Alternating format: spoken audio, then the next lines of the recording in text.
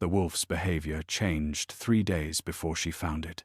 Sarah had lived alone on the ridge long enough to notice when the mountain's rhythms shifted. 22 years in this cabin, most of them spent trying to forget the world below existed, had taught her to read the small things, the way snow fell differently before a storm, how the creek's voice dropped an octave when ice thickened beneath the surface, the particular quality of silence that meant something large had passed through, and every smaller creature was holding its breath.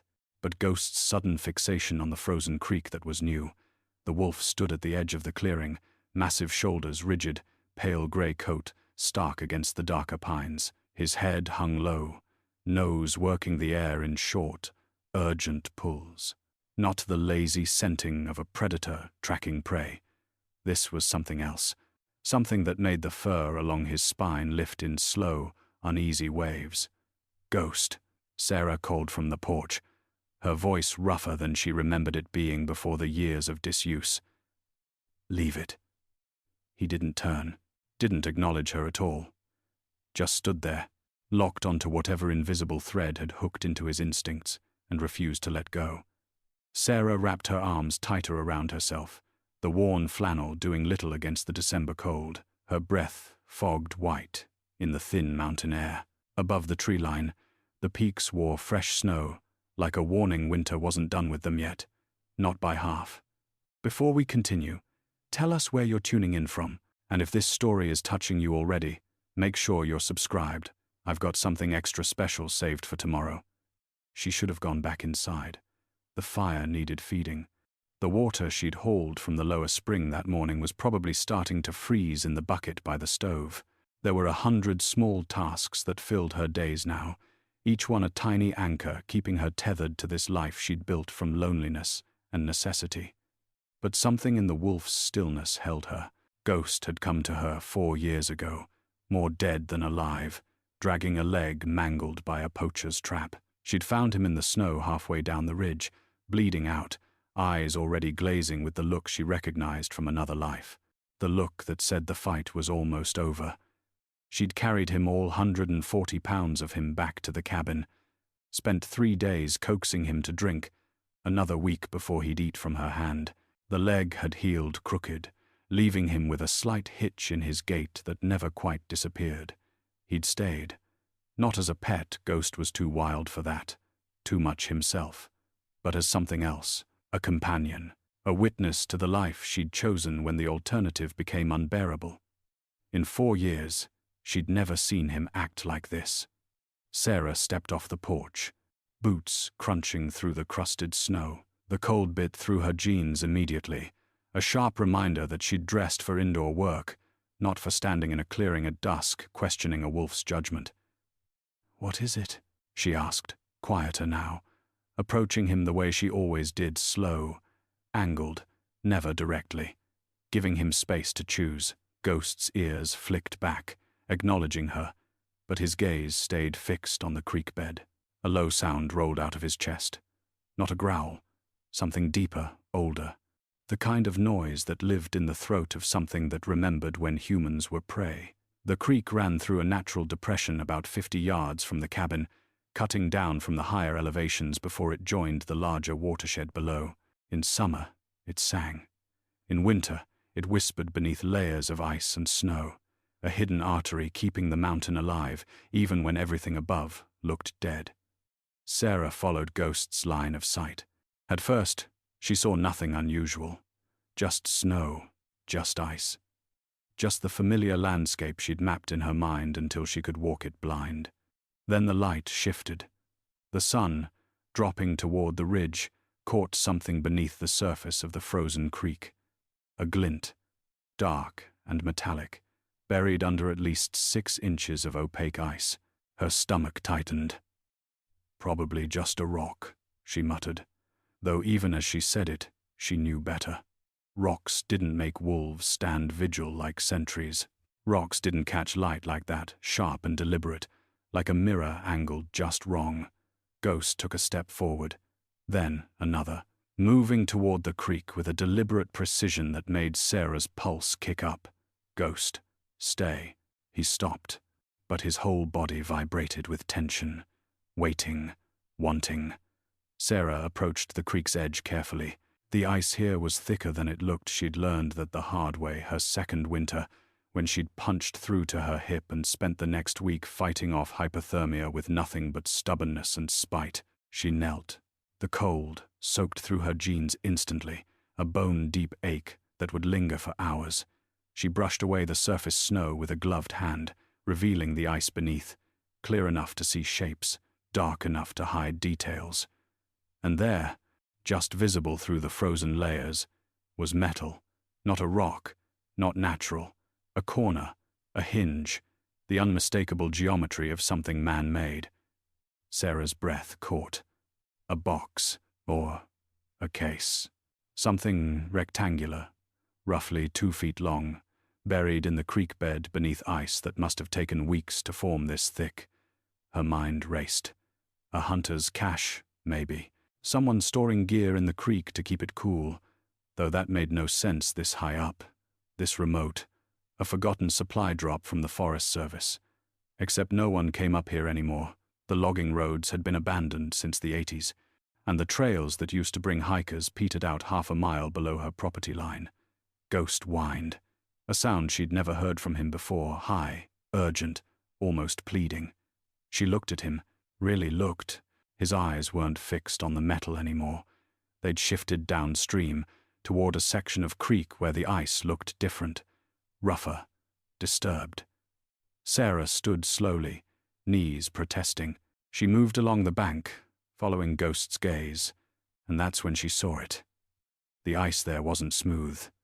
It was fractured, then refrozen, like something had broken through from below and the creek had sealed over it in the days since. And beneath that rough patch, barely visible through the clouded ice, was a shape, too large to be an animal, too deliberate to be debris. A boot, black, heavy-soled, laced, attached to what looked like a leg. Sarah's vision tunneled, the mountain sounds wind, the distant creak of trees, her own breathing all compressed into a single high-ringing note. There was a body in the creek, and whatever was in that metal case, buried upstream, someone had died trying to hide it, or protect it, or maybe escape with it. She didn't remember backing away from the creek, didn't remember calling Ghost, or stumbling through the snow back to the cabin, but suddenly she was inside. Door shut, back pressed against the rough wood, heart slamming against her ribs like it was trying to break free. The fire had burned low. The cabin's single room felt too small and too large at the same time, the walls pressing in, while the shadows in the corners stretched toward something infinite. Ghost nosed the door open. She'd forgotten to latch it and padded inside. He went straight to his usual spot by the hearth, circled once, and lay down. But his eyes stayed on her, watching, waiting for her to do what humans were supposed to do when they found things that didn't make sense. Make it make sense. Sarah's hands shook as she pulled off her gloves. The warmth of the cabin felt wrong against her frozen skin, pins and needles crawling up her fingers. A body. In her creek. The land she'd inherited from her father 15 years ago, after he'd drunk himself into an early grave and left her nothing but debts and a piece of mountain nobody wanted. The land she'd fled to after. She cut that thought off before it could finish. Some doors stayed closed for good reason. She crossed to the small table by the window, where her satellite phone sat charging, the only concession to the modern world she'd allowed herself, required by the county after the winter of 2018 when a hiker had died 3 ridges over and it had taken search and rescue 4 days to find the body. Her father had always said the mountain kept its secrets, that what happened above the tree line stayed above the tree line. But Sarah had stopped listening to her father's voice a long time ago. She picked up the phone. The screen glowed pale blue in the dimming light. 1 bar of signal, barely enough. Her thumb hovered over the emergency call button. If she did this, if she called, everything would change. The quiet she'd built here, the careful distance she'd put between herself and the world that had chewed her up and spit her out, all of it would collapse. They'd come, ask questions, dig into why she was here alone, dig into who she'd been before, dig into the accident. The child she'd been driving when the ice sent them into the guardrail. The mother's scream that still woke her some nights, even though it had been 8 years since she'd heard it in person. The court case, the settlement, the way her nursing license had been quietly suspended pending investigation until she'd stopped fighting and just let it go. Sarah closed her eyes, but that boot beneath the ice, that wasn't something she could pretend not to see. And whoever was wearing it had been somebody's child once, maybe somebody's parent. They deserved better than to be a secret the mountain kept. She pressed the button. The phone rang 3 times before a voice crackled through. Emergency services. What's your location? Ridge Road, mile marker 47. Private property. Her voice sounded steadier than she felt. I need to report a body. They told her to stay inside. Don't go back to the creek. Don't touch anything. Don't contaminate the scene. She agreed to all of it, then hung up and immediately broke every rule. Because Ghost was already at the door, that same urgent tension vibrating through him, and Sarah had learned to trust his instincts better than most humans' logic. She pulled on her heavy coat, the one with the fleece lining her father had bought her the winter before he died, back when he'd still believed she might stay in the valley, might build a normal life, might forgive him for all the years he'd chosen bottles over her. She hadn't worn it in years. It smelled like cedar and old regret. The temperature had dropped with the sun, the kind of cold that turned breath to ice crystals and made exposed skin ache in seconds. Sarah grabbed her headlamp and the hunting knife she kept sharp enough to split kindling with one stroke. Ghost was already moving toward the creek before she'd cleared the porch steps. Wait, she called, but he didn't slow. The beam of her headlamp cut through the gathering dark, catching the wolf in brief, bright flashes as he loped ahead. She followed his tracks through the snow, her own boots punching through the crust with sharp cracks that echoed too loud in the stillness. When she reached the creek bank, Ghost stood exactly where he'd been before, but now he wasn't looking at the ice. He was looking past it, upstream, to where the creek bent around a tumble of boulders and disappeared into deeper shadow. Sarah swept her light across the frozen surface. The metal case was still visible, a dark shape suspended in ice, like an insect in amber. The boot she forced herself to look remained where it had been, proof she hadn't imagined it. But there was something else now. A trail in the snow, fresh, leading from the tree line down to the creek's edge, then back again. Not animal tracks, too deliberate, too measured. Boot prints, human, recent enough that the edges hadn't softened. Someone had been here, while she was inside calling for help, while the mountain held its breath. Someone had come down to the creek, stood exactly where she'd stood, and looked at exactly what she'd found. Then they'd walked away. Sarah's throat went dry. Her hand found the knife at her belt, fingers wrapping around the handle. Ghost, she whispered. Who else is out here? The wolf's ears swiveled, tracking sounds she couldn't hear. Then, slowly, he began to move upstream, following a line parallel to the boot prints but staying off them, as if he understood they were evidence. Sarah followed. The tracks led away from the creek, into the trees where the canopy blocked what little light remained. Her headlamp beam bounced off trunks and caught patches of disturbed snow. Whoever this was, they'd moved with purpose. No hesitation. No wandering. They knew exactly where they were going. The trail ended at a small clearing she'd never paid much attention to before, just a gap in the pines where winter wind had knocked down a few older trees and the undergrowth hadn't filled in yet. But now, in the snow, she could see what she'd missed. Tire tracks. Deep ones.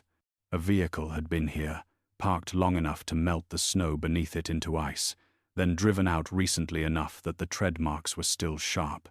Someone had been watching, waiting, and now that she'd found what was in the creek, they'd left. Or they were coming back. Ghost growled, low and serious. Not at the tracks, at the trees beyond them, where the darkness pressed thick and absolute. Sarah's headlamp beam swept across the pines, catching nothing but shadows, and the faint glitter of frost. But she felt it, the weight of eyes that didn't blink, the presence of something, someone just beyond the light's reach. "I know you're there," she said, voice carrying further than she intended. It echoed off the ridge and came back hollow. Then, from somewhere deeper in the forest, a branch snapped, deliberate, a message. "I'm still here, and I know you're alone." Ghost's hackles rose fully now, his lips pulling back to reveal teeth that looked grey-white in the LED glare. Sarah backed toward the cabin, keeping her light on the tree line, knife still in hand. She didn't run. Running triggered chases, and she'd learned long ago that some things you had to face standing still. But her pulse hammered a warning. Whatever you found in that creek, someone wants it to stay lost, and they know where you live.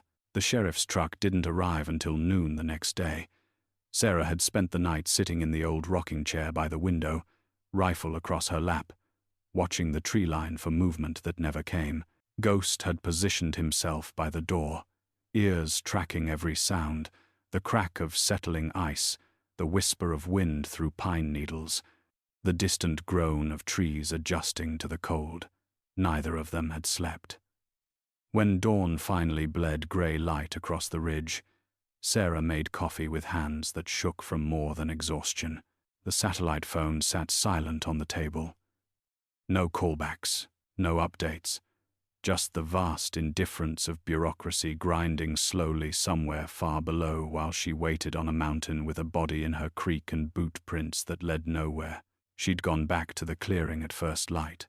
The tire tracks were still there, already filling with fresh snow from the light dusting that had started around 4 a.m. She'd taken pictures with the old digital camera she used to document wildlife evidence, in case someone tried to say she'd imagined it. The boot prints near the creek had softened, edges blurred by wind and new snow, but still visible enough, still real enough. Ghost had refused to leave her side during the inspection, pressing close to her leg whenever she stopped moving. His unease had become her unease, a shared current of wrongness that ran between them like static electricity. Now, watching the county vehicle navigate the final switchback up the narrow road, Sarah felt something loosen in her chest. Relief, maybe, or just the brief illusion that someone else would take this burden off her shoulders. The truck was white, with a faded green stripe, mud-splattered and practical. It pulled into the clearing and idled for a moment, before the engine cut. Two people emerged. The first was Sheriff Tom Brennan, 60-something, built like a man who'd spent his youth throwing bales and his middle age sitting behind a desk. Sarah had met him exactly once, 7 years ago, when she'd first moved up here full-time, and he'd driven up just to check in on the new resident. He'd been polite, cautiously friendly, and had never come back. The second person was younger, a woman, maybe early 30s, wearing a department jacket and boots that looked too new for these mountains. She carried a camera bag and a metal clipboard, moving with the careful precision of someone who'd been trained to document everything. Sarah stepped onto the porch, Ghost materializing beside her like a grey shadow given form. Brennan stopped halfway across the clearing, hand moving instinctively toward his sidearm before he caught himself. "That wolf safe?" "Safer than most people," Sarah said. Her voice came out rougher than she'd intended, scraped raw by the sleepless night. The sheriff's eyes moved from Ghost to Sarah, cataloguing. She could see him taking inventory, the hollows under her eyes, the rifle leaning just inside the doorway, the tension in her shoulders that hadn't relaxed since she'd made the call. "Sarah Colvin?" he asked, though he clearly already knew. "That's right. I'm Sheriff Brennan. This is Deputy Chen. She'll be handling the documentation." He gestured to the younger woman, who offered a small, professional nod. "You reported finding human remains in the creek. A body," Sarah corrected, "in the ice, and a metal case buried upstream. Can you show us?" Sarah led them down to the creek, Ghost ranging slightly ahead, his limp more pronounced in the cold. The morning light made the ice look different, clearer in some places, more opaque in others, like the creek couldn't decide whether to hide its secrets or display them. She pointed to where the boot was visible beneath the rough, Refrozen patch. Deputy Chen crouched immediately, camera already out, snapping photos from multiple angles. Her breath fogged white as she worked, professional and detached. Can you see the rest of the body from here? No, Sarah said. Just the boot. But the ice is at least 8 inches thick in that section. Whatever's down there has been there a while. Brennan stood back, hands on his belt, studying the scene with the expression of a man who'd seen stranger things but hadn't expected them today. And the case you mentioned? Sarah moved upstream, pointing to the darker shape still visible through the clearer ice. There, about 2 feet down. Chen followed, camera clicking. Any idea how long it's been there? The ice takes about 2 weeks to freeze this thick at this temperature, Sarah said. So, at least that long. Maybe longer if it was buried in the creek bed before the freeze. Brennan looked at her with new interest.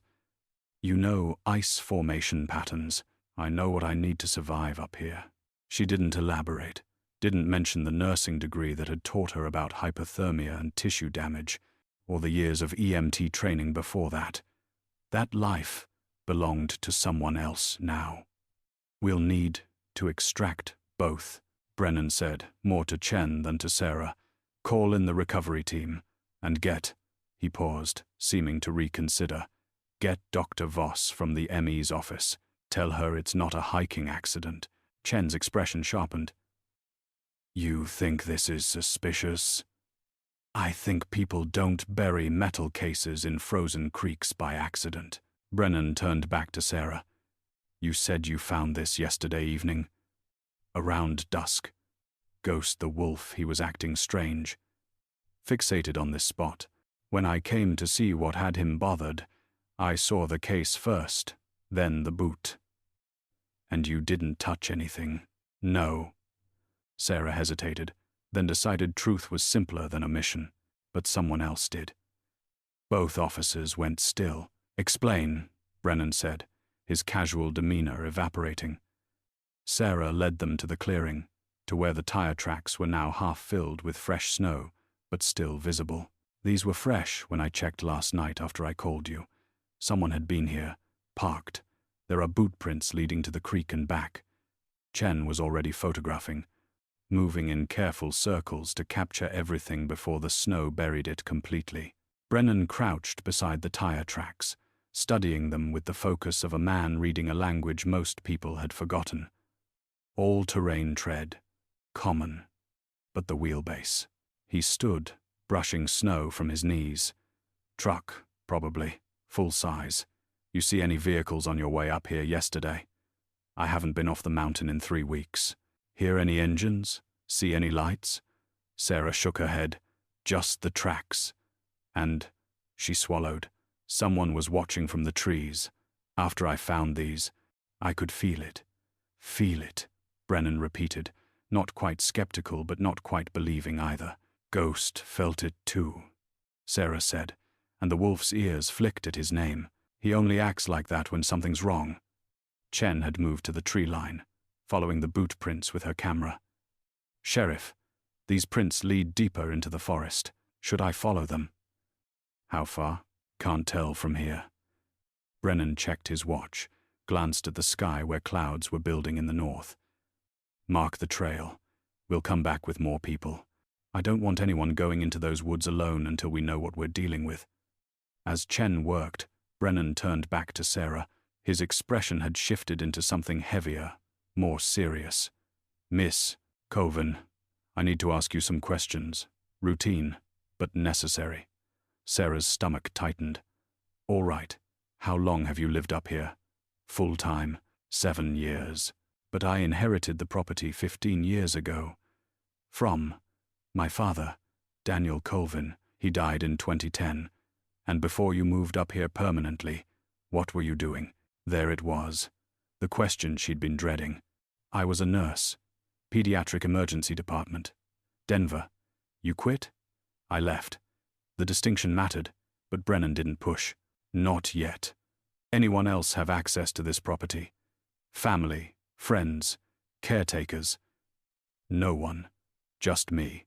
Neighbors. The nearest occupied cabin is 4 miles down the ridge. I see them maybe twice a year. Enemies? The word landed hard. Sarah almost laughed. It would have been easier if she'd had enemies. Clear and definable. No. Anyone who might have a reason to leave a body on your land. No. But even as she said it, doubt crept in. Because the truth was, she'd spent 7 years making herself invisible. 7 years avoiding the world below. 7 years refusing to think about the accident, the lawsuit, the mother's face in the courtroom when the jury had ruled in Sarah's favor on a technicality that everyone knew was bullshit. Not guilty of criminal negligence. Settlement paid. Case closed. Except it had never really closed. Not in her head. Not in the 3 a.m. hours when Ghost would wake her from nightmares she couldn't quite remember. What if someone from that life had found her? What if this wasn't random at all? Brennan was watching her face, reading the silence. Miss Colvin? I don't know, Sarah said quietly. I don't think so, but I've been alone up here a long time. I might not know if someone had a reason. It was the most honest thing she'd said in years. The recovery team arrived 2 hours later, 4 people in, heavy gear, carrying equipment Sarah didn't recognize. They worked with efficient silence, chainsawing through the ice in careful sections, using some kind of heated probe to melt channels without disturbing what lay beneath. Sarah watched from the porch, coffee going cold in her hands. Ghost sat beside her, eyes tracking every movement. When they finally pulled the body from the creek, it was wrapped in heavy plastic sheeting, black and industrial. The kind you'd use to weatherproof a construction site, not to bury a person. Sarah's nursing training kicked in automatically, cataloging details even as her stomach turned. The plastic was intact, no tears, no degradation. The body inside was stiff with frozen tissue, but the outline was clear enough. Male, tall. The boot she'd seen was attached to a leg, and the leg to a body that had been folded into a position that spoke of hurried disposal rather than careful burial. Deputy Chen stood nearby, camera documenting everything. Her professional mask had slipped just enough to show the pale tension around her mouth. They laid the wrapped body on a tarp. One of the recovery team members, a woman with silver hair pulled back in a tight braid, carefully cut away a section of the plastic near what would have been the torso. Even from the porch, Sarah could see what they found. A uniform, dark blue or black, hard to tell under the ice and blood. And on the chest, barely visible but unmistakable. A badge. Jesus, Brennan muttered, loud enough that Sarah heard it across the clearing. The body wasn't just a body, it was a cop. They extracted the metal case next, using the same careful technique. It took 3 people to lift it, not because of size, but weight. Whatever was inside was dense, heavy, deliberately packed. The case itself was military grade, olive drab with reinforced corners and a heavy-duty locking mechanism that had been frozen solid. They loaded it into the back of a truck marked with evidence tags, and Sarah watched it disappear under a tarp, like a secret being tucked back into the dark. Brennan approached the porch as the teams began packing up their equipment. His expression had aged 10 years in 2 hours. We're going to need to talk more, he said, down at the station. Tomorrow, if possible. Am I a suspect? You're a witness. And you own the property where we just pulled a dead police officer out of a creek. He said it without accusation, just tired fact. The ME will need time to determine cause and time of death. Until then, I need you to stay available. I'm not going anywhere. Good. He glanced at Ghost, who hadn't moved from Sarah's side. Keep that wolf close.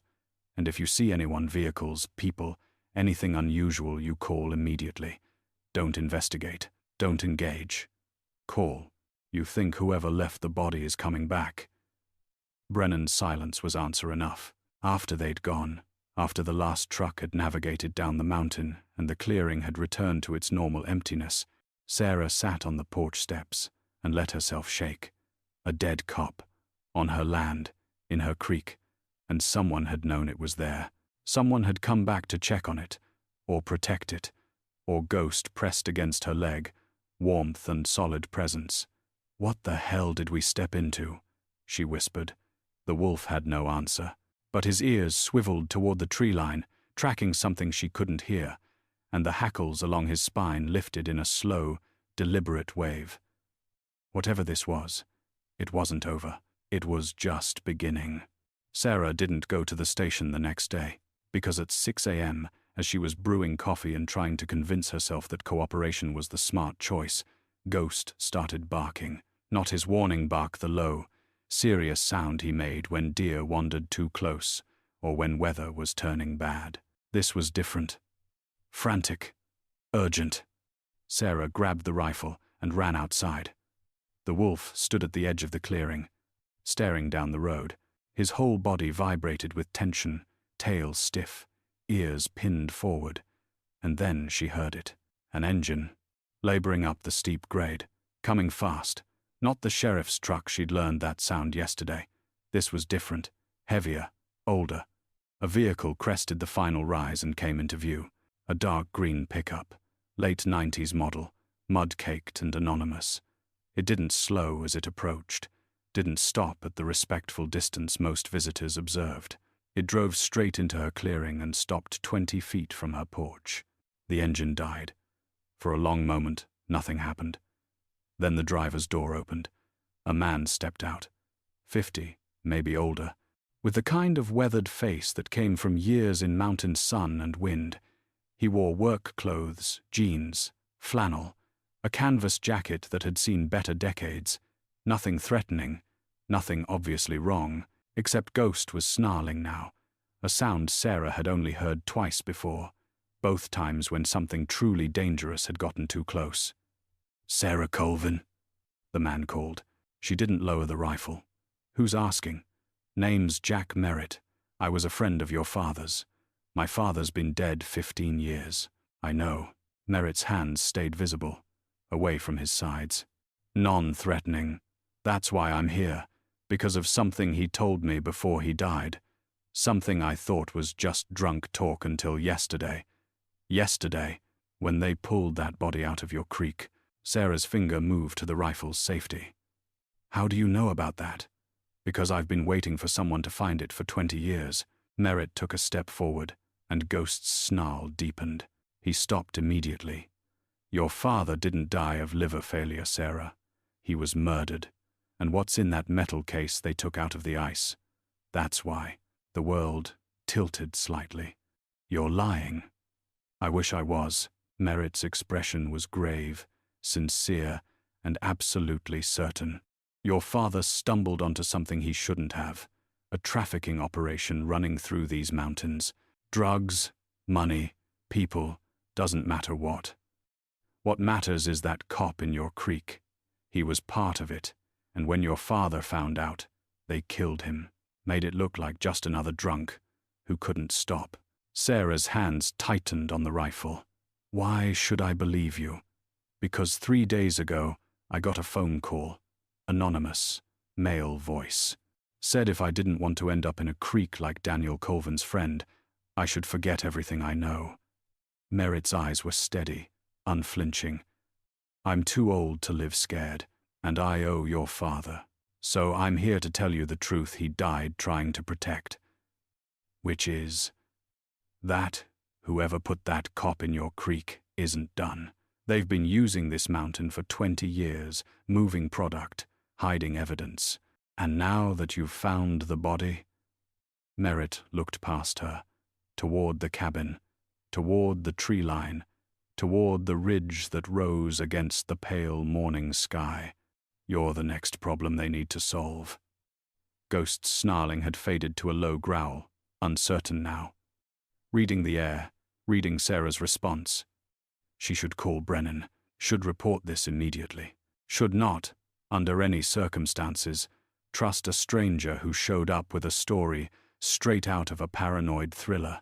But something in Merritt's face, the exhaustion, the weight of years carrying a secret felt familiar. She'd seen that look in the mirror often enough. "If what you're saying is true," Sarah said slowly, "why tell me now? Why not go to the sheriff yourself? Because I don't know who to trust down there, Merritt said. That cop in your creek. He had friends, partners, and some of them are still wearing badges. The implication hit like cold water. You think Brennan? I don't know. That's the problem. I don't know who was clean and who was dirty. All I know is your father tried to go through official channels and ended up dead 2 weeks later. Merritt's jaw tightened. So I'm going to the one person I know is clean. The one person who has as much reason to want the truth as I do. And what truth is that? What's in that case? What your father died protecting? Merritt met her eyes. And who killed him to keep it secret? Sarah stood there, rifle heavy in her hands, Ghost tense beside her, and felt the life she'd built quiet, isolated, safe cracking like ice over a frozen creek. She could send Merritt away, call the sheriff, let the official investigation run its course. Or she could step into the current and let it pull her toward whatever truth had been buried in the mountain for 20 years. Ghost looked up at her, waiting for her decision. Sarah lowered the rifle. Not all the way, just enough. You have 5 minutes, she said. Start talking. Merritt talked for 30. They sat at Sarah's small kitchen table, coffee cooling between them, while Ghost kept watch by the door. Outside, the morning light strengthened, but inside the cabin, shadows seemed to gather in the corners, like witnesses to a confession. Your father was a logger, Merritt began. You know that. What you might not know is that in the 90s, this whole region was getting carved up. The old-growth forests up here were worth millions, and the companies that held the timber rights didn't care about sustainability or environmental impact. They just wanted the wood. Sarah nodded. She'd heard versions of this story before her father had worked the logging crews until his body gave out, and the bottle became his only constant companion. Dan and I worked the same outfit for 12 years, Merritt continued. Hard work, but honest. Then things started changing. Equipment going missing, payroll discrepancies, guys getting fired for asking questions. He took a sip of coffee, grimaced at the temperature. Your father noticed it first. Trucks coming up the mountain on routes that didn't make sense for logging, meeting in clearings that weren't on any work schedule. He thought something illegal was happening. He knew it. Followed one of the trucks one night in 2002. Saw it meet with a police cruiser. Saw them transferring duffel bags. Heavy ones. Merritt's hands tightened around the mug. That's when he realized the operation wasn't just using the mountain. It was protected by it. By people who were supposed to be stopping crime, not running it. The cop in the creek. Officer David Reeves. Valley County Sheriff's Department. 20-year veteran. Decorated. Respected. Merritt's expression darkened. And dirty as hell. He was the enforcement arm of the operation. Made sure nobody looked too close at the mountain traffic. Made sure anyone who asked questions ended up with reasons not to ask anymore. Sarah felt cold despite the cabin's warmth. What happened to him? Don't know. Your father never said. But sometime in 2005, Reeves disappeared. Just didn't show up for his shift one day. Department listed him as a missing person. Search went on for weeks. Never found a body. Merritt met her eyes. Until yesterday, apparently. And the case? Evidence. Had to be. Your father talked about insurance once, when he was deep in the bottle. Said he had proof that would burn everything down if anything happened to him. Said it was hidden where nobody would think to look. In a creek, Sarah said slowly. That freezes solid every winter. Smart. Natural. Cold storage. No electronic trail. No way to find it without knowing exactly where to look. Merritt leaned back, the chair creaking under his weight. Problem is, I don't think your father planned to die when he did. I think someone got nervous, decided the risk was too high. You said he was murdered. I'm saying he had a heart attack at 53 with no prior history of heart disease. I'm saying the autopsy was rushed and the body cremated within 48 hours. I'm saying 3 other people who worked those logging crews died within 6 months of each other, all from different natural causes. Merritt's voice went hard. You can call that coincidence if you want. I call it cleanup. Sarah stood, needing to move, needing to process. She paced to the window, looking out at the ridge that had been her sanctuary for 7 years. How much of what Merritt was saying was true? How much was paranoia and conspiracy built from grief and suspicion? But the body was real. The case was real. The boot prints in the snow were real. Why are you telling me this? She asked, without turning around. Because you found it. Because they know you found it. And because whatever's in that case, if it's what your father hid, you're in danger just by being associated with it. Then I'll give it to the authorities. Let them handle it. Which authorities? Merritt stood as well, his shadow falling long across the cabin floor. The sheriff who just took possession of evidence that might implicate his own department, the state police who have worked with Valley County for decades, the FBI who might take 6 months to even open the case? So what are you suggesting? I'm suggesting we find out what's in that case before it disappears into an evidence locker and never sees daylight again. I'm suggesting we figure out who else was involved before they figure out how to silence you.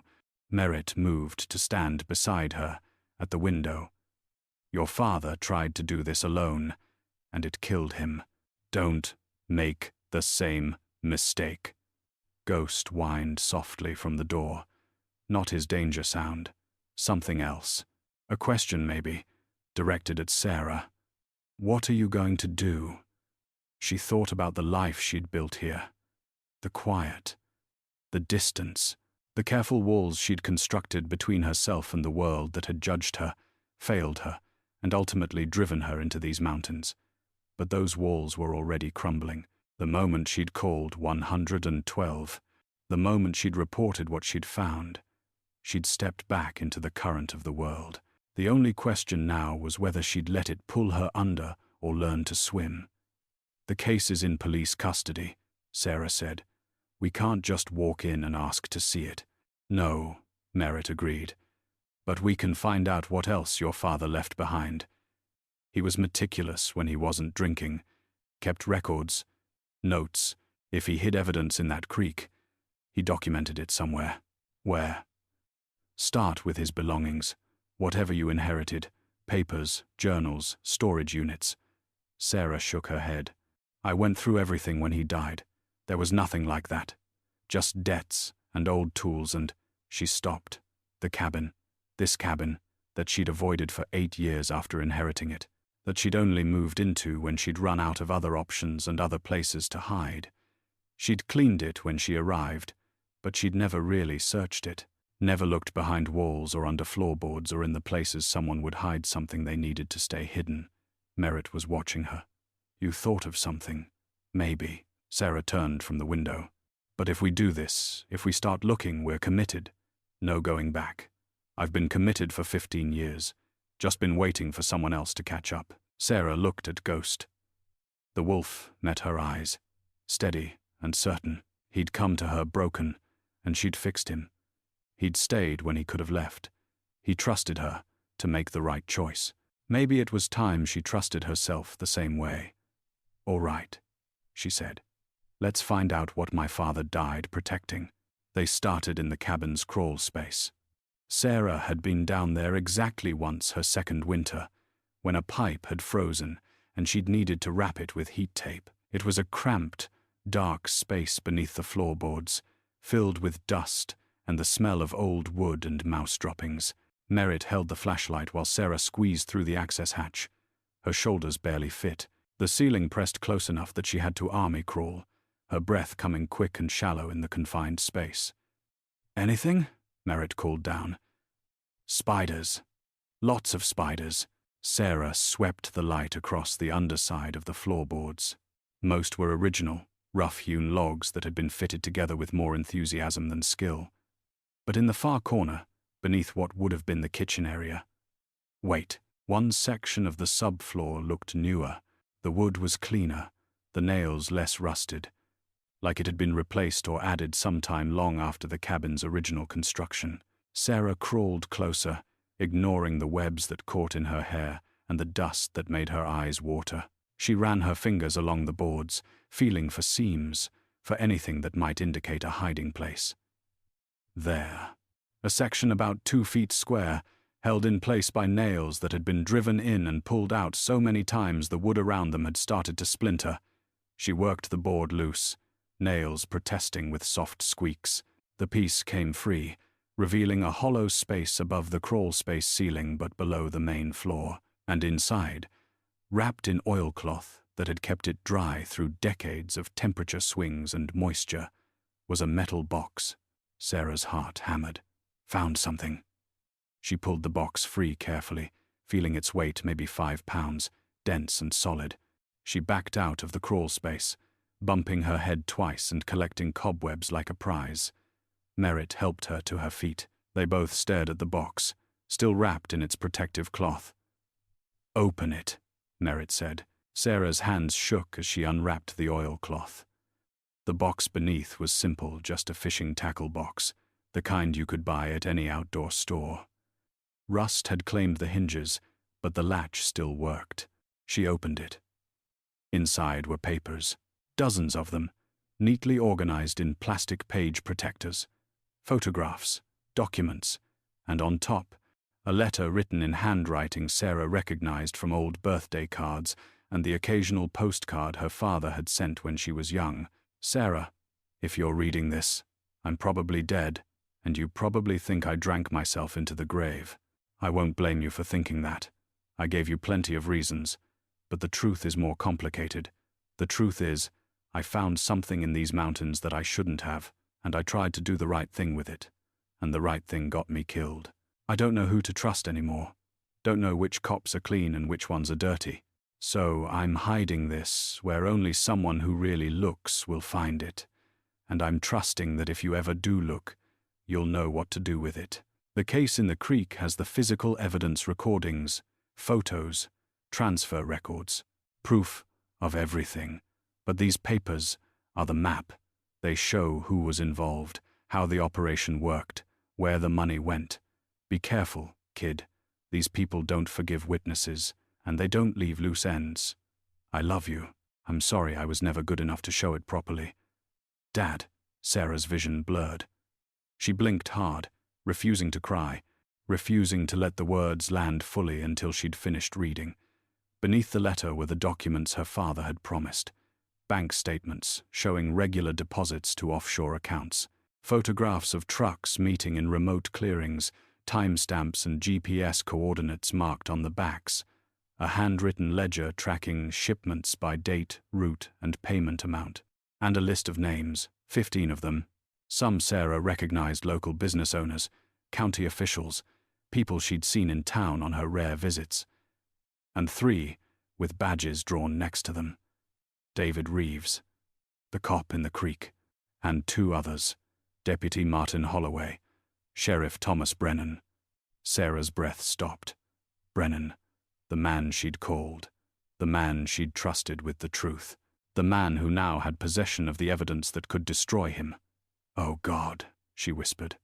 Merritt was reading over her shoulder, his face gone pale. "We need to leave. Now. He knows where I live. Then we don't go home. We go somewhere public, somewhere safe." Merritt was already moving, gathering the papers, shoving them back into the box. "We get these to someone outside the county. State police, FBI, someone who isn't on this list." Ghost was at the door again, ears forward, body tense. And then Sarah heard it, the sound of vehicles on the road below, multiple engines, coming fast. They were out of time. Sarah grabbed the box and ran for the back window. "They'll have the road blocked," Merritt said, voice tight with controlled panic. "We take the ridge trail. It's steep, but it'll get us down to the valley road faster than they can follow in vehicles." Ghost was already at the door, hackles raised, a growl building in his chest that Sarah felt more than heard, a vibration that said wrong, danger, run. The engines grew louder, 2 vehicles, maybe 3, pushing hard up the switchbacks. They had minutes, at most.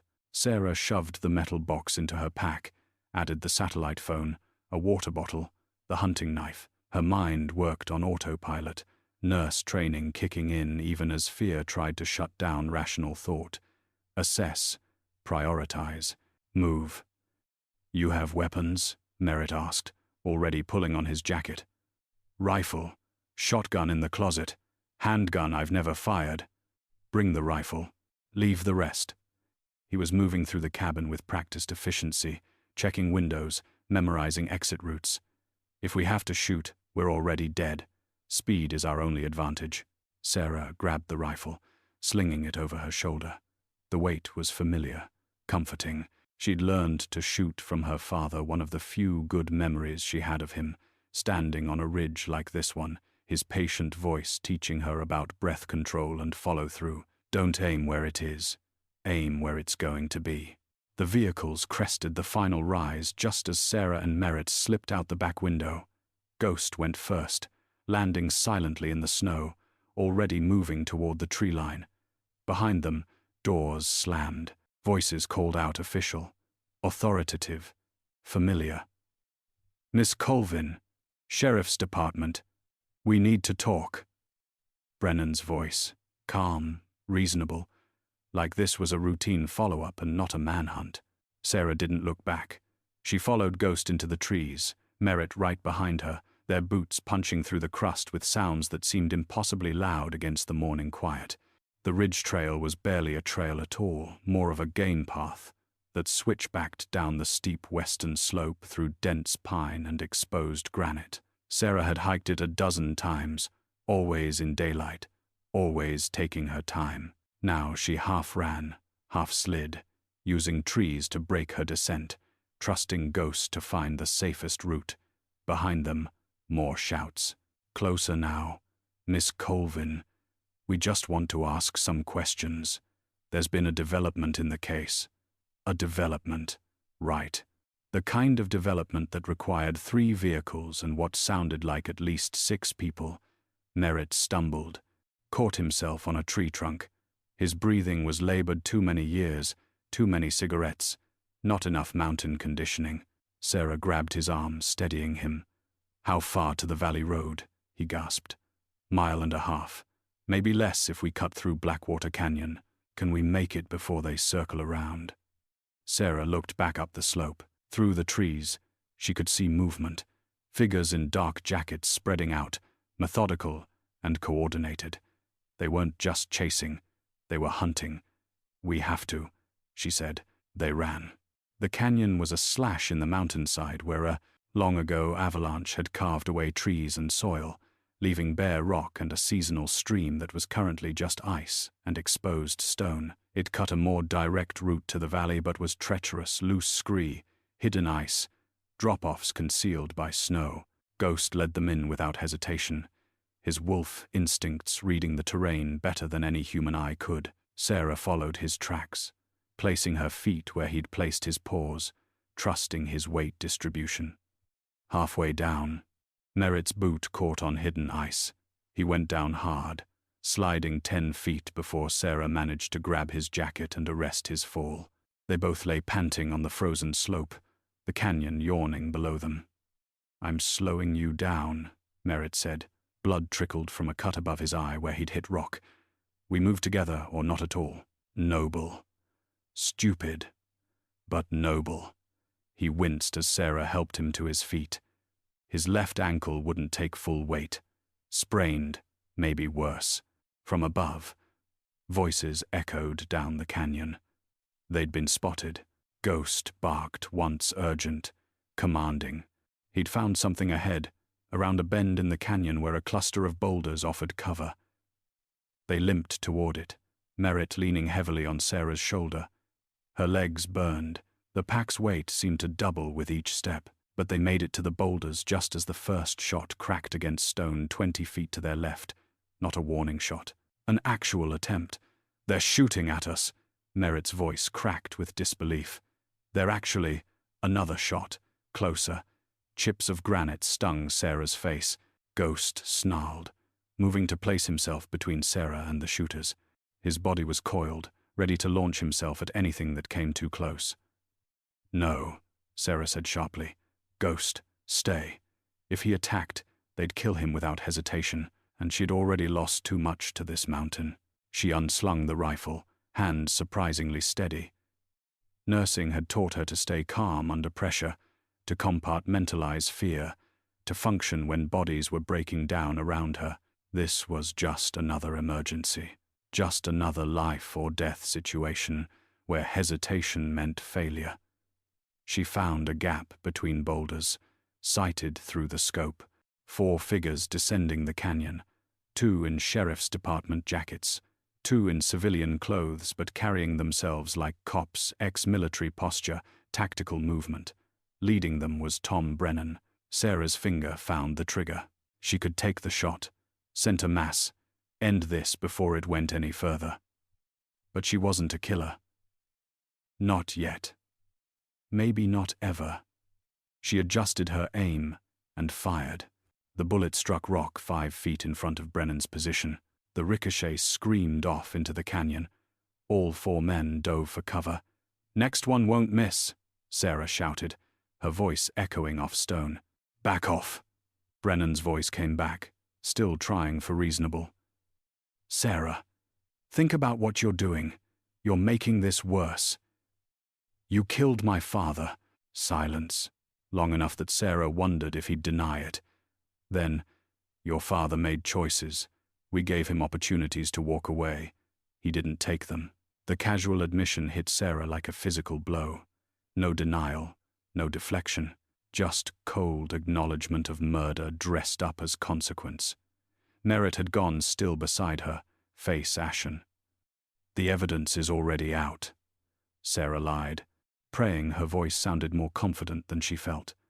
I sent copies to the FBI this morning.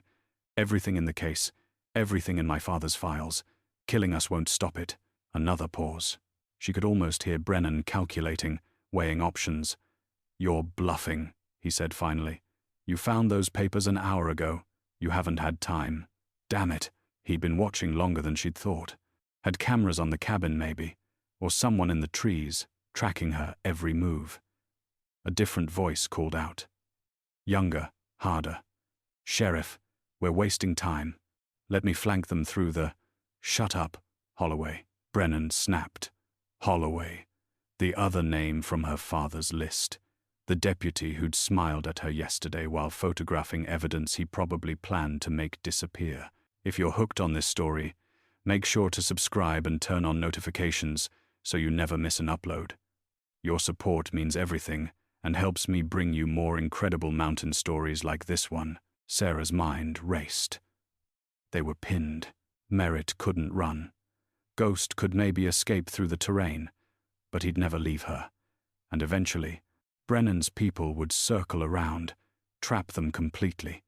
She needed leverage, needed something that would make killing her more dangerous than letting her live. The satellite phone.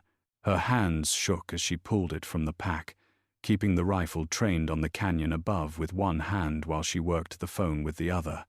Not the FBI. That would take too long, require too much explanation. But there was one person who might answer. One person whose involvement would make this public enough to matter. She dialed a number she'd memorized years ago and never had the courage to use. It rang once, twice. On the 3rd ring, a woman's voice answered. This is investigative reporter Jennifer Voss, Denver Tribune. Who am I speaking with? Sarah's throat tightened. She'd followed Voss's career from a distance, the reporter who'd covered the accident 8 years ago with a fairness Sarah hadn't expected, who'd written about systemic failures in hospital oversight instead of just blaming the nurse on duty. My name is Sarah Colvin. I'm calling from the Ridge Road property in Valley County. I have evidence of a 20-year conspiracy involving drug trafficking, murder, and corruption in the sheriff's department. She spoke quickly, clearly, pitching her voice to carry. And right now, that sheriff is trying to kill me to keep it quiet. Miss Colvin, I'm putting you on speaker. Record this. Witness this. Because if I die in the next 10 minutes, I need someone to know why. She held the phone up, pointing it toward the canyon above. Sheriff Brennan, say hello to the Denver Tribune. You're live. For a long moment, nothing. Then movement, figures retreating slightly, regrouping. Brennan's voice came back, but it had changed. Still controlled, but with an edge of fury underneath. Miss Colvin is experiencing a mental health crisis. We're here to ensure her safety and I have documents, Sarah shouted, interrupting him. Bank records, photographs, a written confession from my father before you had him killed. And they're going on the record right now. She began reading from her father's letter, her voice steady despite the adrenaline screaming through her veins. Every word, every name, every detail of the operation her father had uncovered. On the phone, she could hear Voss typing frantically, asking questions, already working the story. And in the canyon above, the hunters had stopped hunting, because Sarah had just turned this from a quiet cleanup operation into a public incident. Every word she spoke was being recorded, documented, time-stamped. If she died now, it wouldn't be a disappeared witness. It would be a murdered source with a paper trail leading directly to Valley County's sheriff. You can't unring this bell, Sarah called out. The only way forward is the truth. Silence. Then Brennan's voice, all pretense gone. You just signed your death warrant, Miss Colvin. Maybe not today. Maybe not this year. But we have long memories and longer reach. Then, I guess I'll be looking over my shoulder for a while. Sarah's voice didn't shake, but at least I'll be doing it alive, which is more than my father got. Movement in the canyon. The figures were withdrawing, retreating back up the slope. Merritt let out a breath he'd been holding. Did that actually work? For now, Sarah said. But her hands were shaking so badly she nearly dropped the phone. Jennifer Voss was still on the line, professional and urgent. Miss Colvin, I need you to get somewhere safe. Do you have law enforcement you can trust? Not in this county. State police, then. I'm calling them right now with everything you've told me. And I'm sending a crew to your location. Can you hold your position for 30 minutes? Sarah looked at Merritt's swelling ankle, at Ghost's tense body, at the canyon that had almost become their grave. We'll try, she said. They didn't have 30 minutes. 10 minutes after Brennan's retreat, Ghost's ears swiveled toward a sound Sarah couldn't hear. His growl was low, immediate. They're coming back, Merritt said, reading the wolf's body language. But when Sarah looked up the canyon, it was empty. No movement, no voices. Not from above, she said slowly. From below. They'd circled around, were coming up through the valley, cutting off the escape route. We can't stay here, Merritt said. They'll box us in. Sarah scanned their options. The canyon walls were too steep to climb. The only way out was forward, down toward the valley road where Brennan's people were waiting, or back up toward the cabin where more were certainly positioned. Unless she looked at the seasonal stream bed cutting through the canyon floor. In summer, it would be a rushing torrent. In deep winter, just ice and rock. But this was December. The freeze wasn't complete yet, and she'd learned these mountains well enough to know that water always found a way through, even when it looked impossible. There, she pointed to where the stream bed disappeared under a shelf of granite. That drainage tunnel. It comes out near the old mining road, about half a mile from here. Merritt stared. That's a 2-foot gap under 1,000 tons of rock. It's also our only option. Ghost was already moving toward it, nose working the opening. He could fit, barely, which meant Sarah could probably squeeze through. Merritt looked at his injured ankle, then at the gap, then back at Sarah. I won't make it, he said quietly. Then I'll pull you through.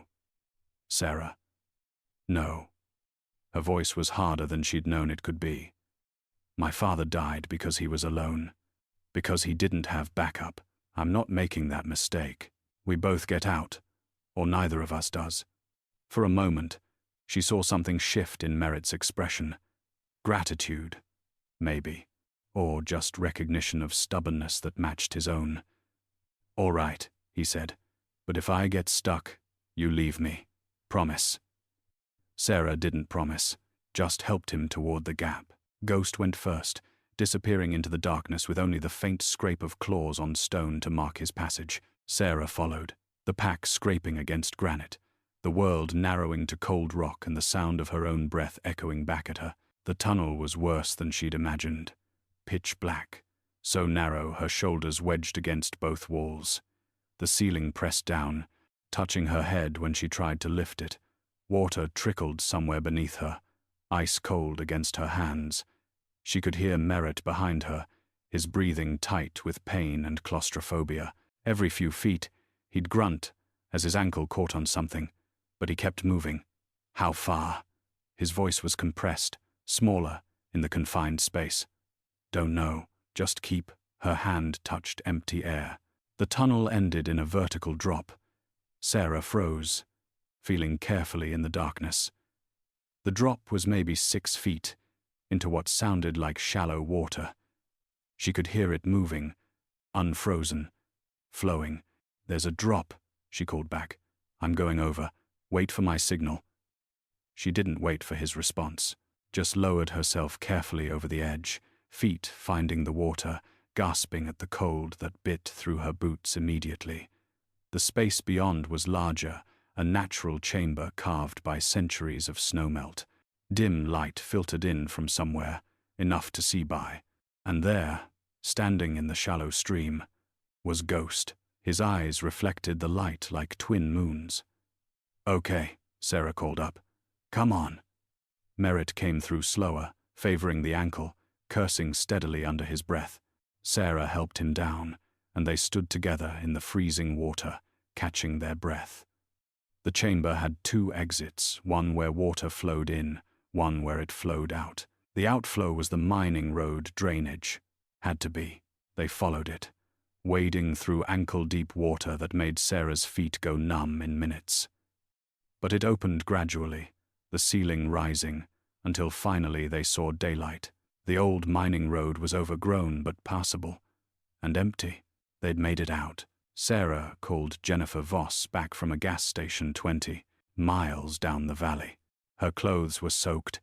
Merritt's ankle had swollen to twice its normal size, and Ghost had attracted enough stares that the clerk had threatened to call animal control until Sarah mentioned she was meeting law enforcement. State police are en route to your location, Voss said. ETA, 15 minutes. I've also been in contact with the FBI field office in Denver. They're very interested in those documents you mentioned. They're safe, Sarah said, though her pack was soaked and she hadn't dared open the metal box to check the papers inside. When can I turn them over? The state police will secure them as evidence. But Sarah, Voss's voice softened slightly, you should know that Sheriff Brennan is claiming you're the one under investigation, that you're a person of interest in the death of Officer Reeves. Sarah's stomach dropped. What? He's saying your father was involved in the trafficking operation, that Reeves was investigating him when he disappeared, that you found the body and are now trying to deflect blame. That's insane. I was 15 when Reeves died. I wasn't even living up here. I know, and the timeline doesn't work, and his story has more holes than Swiss cheese. But he's got 20 years of credibility in this county, and you're, Voss paused, choosing words carefully, a recluse with a complicated history. The accident. Of course. They'd dig that up, use it to paint her as unstable, unreliable. I have evidence, Sarah said, physical proof, which will matter, eventually. But in the short term, this is going to get ugly. You need to prepare yourself for that. Sarah looked at Merritt, who was sitting on the curb with his ankle elevated, face grey with pain. At Ghost, who'd positioned himself between them and the road, watching every passing car.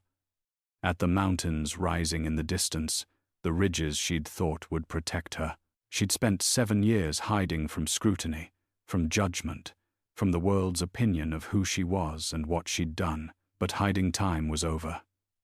Let it get ugly, Sarah said. I'm done running. The state police were professional, thorough, and clearly uncomfortable with the situation they'd walked into. They took custody of the metal box, documented Merritt's injuries, and very politely suggested that Sarah might want to retain legal counsel. Am I being charged with something? She asked. Not at this time, the lead investigator said. A woman in her 40s named Captain Martinez, with eyes that missed nothing. But Sheriff Brennan has made serious allegations. We need to investigate them properly. While you're investigating, check his bank accounts. Check the offshore transfers from 2003 to 2005. Check where David Reeves's body was found against property records. Sarah's voice was steady now, clear. Check everything my father documented, and then tell me who's lying. Martinez's expression gave nothing away. We will. That's our job. And in the meantime, you should find somewhere safe to stay. Not your cabin. Somewhere public, with witnesses. You think I'm in danger? I think until we sort this out, everyone's in danger. Martinez glanced toward where Brennan's jurisdiction ended and hers began. Valley County is complicated. It's small, interconnected, and loyalties run deep. If even half of what you're alleging is true, we're looking at corruption that goes back decades. It's all true. Then proving it is going to take time, and people who are desperate do desperate things. She handed Sarah a card. My cell number is on the back. Anything happens, anything at all, you call immediately.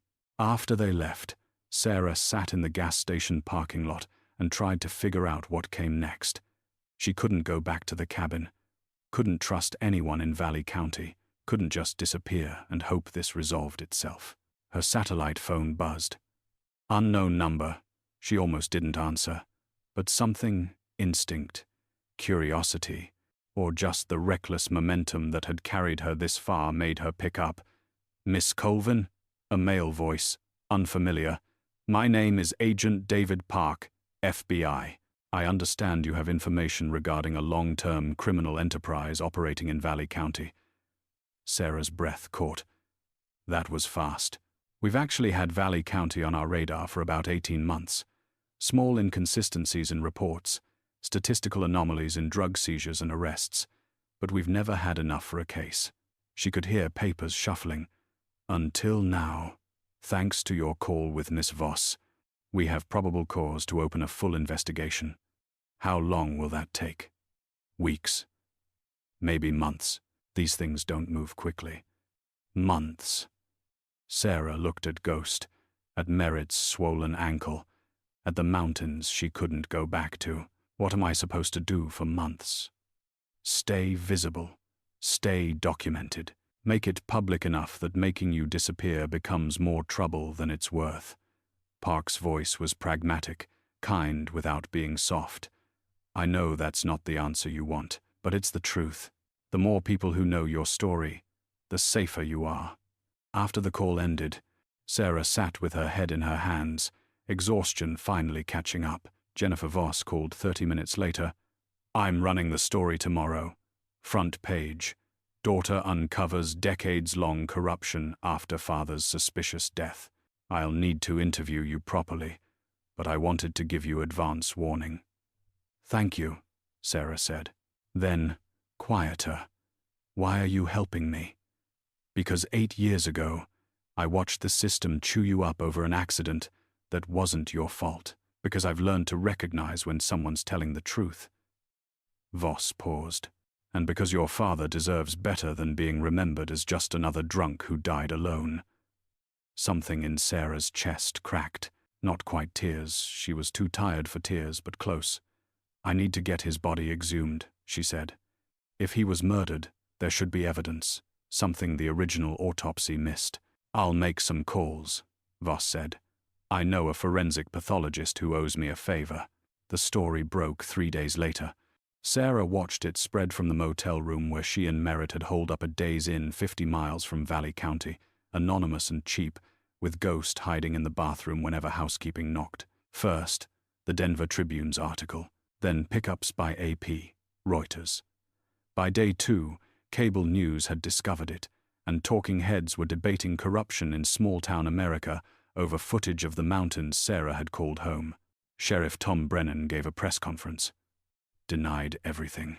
Called Sarah unstable, vindictive, a troubled woman with a history of poor judgment. But the evidence was spreading faster than his denials. Someone leaked photos from the case in the Creek Manila envelopes, full of documents Sarah's father had sealed in waterproof bags before burial. Transfer records, recordings, evidence that matched exactly what was in her father's hidden box. More names came out. Not just Brennan and Holloway and Reeves, but businessmen, county commissioners, even a state legislator. The FBI raided the Valley County Sheriff's Department on day 5, seized computers, files, made arrests. Brennan wasn't one of them. Not yet. But his lawyer had stopped returning media calls, and the county board had placed him on administrative leave pending investigation. On day 7, Jennifer Voss called with news Sarah had been waiting for. They exhumed your father. Sarah's hands tightened on the phone. And? High levels of digoxin in the tissue samples. Cardiac glycoside causes heart failure symptoms in overdose, but it metabolizes quickly, so if you're not looking for it specifically, the original autopsy missed it. The original autopsy was conducted by the Valley County medical examiner, who is now also under investigation. Voss's voice was gentle. Sarah, the forensic pathologist is ruling it homicide. Your father was murdered. You were right. Sarah closed her eyes. Vindication should have felt sweeter. Instead, it just felt heavy. What happens now? Now the case gets stronger. Now your father's death becomes part of the federal investigation. Now. Voss paused. Now you've done what you set out to do. You've found the truth. You've made people listen. It doesn't bring him back. No, but it means his death meant something. That's more than most people get. 3 months later, Sarah stood on the ridge above her cabin and watched the sun set over the mountains. The FBI investigation had expanded to 3 counties. 18 people had been arrested, including Sheriff Tom Brennan, Deputy Martin Holloway, and 5 other current or former law enforcement officers. The trafficking operation had been dismantled, assets seized, accounts frozen. Her father's name had been cleared. The local paper had run a front-page apology. The county had erected a small memorial at the courthouse Daniel Colvin, whose courage exposed corruption that threatened our community. It didn't make up for the 15 years he'd been remembered as just another drunk. But it was something. The cabin was hers again, officially and safely. The state police had cleared it, secured it, even repaired the damage from the search. She could move back whenever she wanted. But standing here now, looking at the structure that had been both sanctuary and prison, Sarah wasn't sure she wanted to. Ghost leaned against her leg, warm and solid. He'd become something of a celebrity, the wolf who'd led his owner to justice. A wildlife photographer had taken a picture of them together during the investigation, and it had gone viral. Ghost didn't seem to care about fame. He just cared that Sarah was safe. Merritt approached from the direction of the road, walking carefully on his healing ankle. He'd become an unexpected constant in her life, someone who understood loss, who'd carried secrets too long, who knew what it meant to choose truth over safety. You decide yet? He asked. Sarah looked at the cabin, at the ridge, at the mountains that held 20 years of buried secrets and 7 years of her self-imposed exile. I think I'm ready to leave, she said. Where will you go? Don't know yet. Maybe back to nursing. Maybe somewhere completely different. She glanced at him. What about you? Thinking about writing a book. Your father's story. The whole operation. Jennifer Voss offered to help. Merritt smiled slightly. Guess it's never too late to start telling the truth. Ghost barked once. Sharp and urgent. They both turned to see a car navigating the ridge road. Not law enforcement. Not media. Just a regular sedan, moving carefully up the steep grade. It parked near the cabin, and a woman got out. Mid-50s, professional clothes, carrying a briefcase. She approached with the careful formality of someone delivering official news. Sarah Colvin, she asked. That's me. My name is Patricia Henderson. I'm the executor for the Reeves family estate. She opened her briefcase, pulled out an envelope. David Reeves had a life insurance policy. Before his death, he named you as the beneficiary. Sarah stared. What? Why would I didn't even know him? The policy was changed 3 weeks before his disappearance. At the time, you would have been 15 years old. Henderson handed over the envelope. He left a letter explaining his reasoning. It's sealed. I'm required to deliver it to you personally. Sarah took the envelope with numb fingers. Her name was written on the front in handwriting she'd never seen before. Henderson nodded once, professionally neutral, and returned to her car. Sarah stood holding the envelope, Ghost and Merritt waiting silently beside her. Finally, she opened it. Sarah, if you're reading this, I'm dead, and you're probably wondering why a cop you never met left you money. The truth is simple. Your father tried to save my life, and I failed to save his. By the time you read this, the whole story will probably be public. How I got mixed up in the operation, how your father found out, how I tried to back out, and they came after me. I won't make excuses. I made choices, and they were wrong. But your father, Daniel, he was different. When he found out what I was involved in, he didn't go to the law. He came to me first, gave me a chance to turn myself in, to cooperate, to make it right. Said nobody was past redemption if they were willing to face the truth. I wanted to. God, I wanted to. But I was scared, and my fear cost him his life. This policy is worth $500,000. It's not enough to make up for what was taken from you, but it's what I have. Use it to build something better than what we left you. Use it to prove that even broken people can leave something good behind. I'm sorry. For everything. David Reeves. Sarah read it twice, then looked at the cabin, at the mountains, at the life she'd built from loss and isolation. $500,000. Enough to start over. Enough to go back to school. Enough to open the trauma recovery center she'd dreamed about before the accident destroyed her confidence. Enough to prove that survival wasn't the same as giving up. Ghost nuzzled her hand. Merritt waited patiently, understanding that some moments needed silence. I'm not staying, Sarah said finally. But I'm not running either. I'm choosing. Choosing what? Merritt asked. Sarah looked at the envelope, at the mountains, at the future spreading out before her like a trail she could finally see clearly.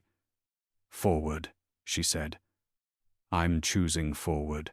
Epilogue. 6 months later. The Trauma Recovery Center opened on a grey Tuesday in June. It wasn't much a renovated building in a small mountain town. 3 treatment rooms, a reception area that still smelled like fresh paint. But it was real, solid, hers. Sarah Colvin, RN, stood in the doorway and watched the first clients arrive. A veteran with PTSD, a survivor of domestic violence, a teenager who'd witnessed violence and couldn't stop seeing it behind closed eyes.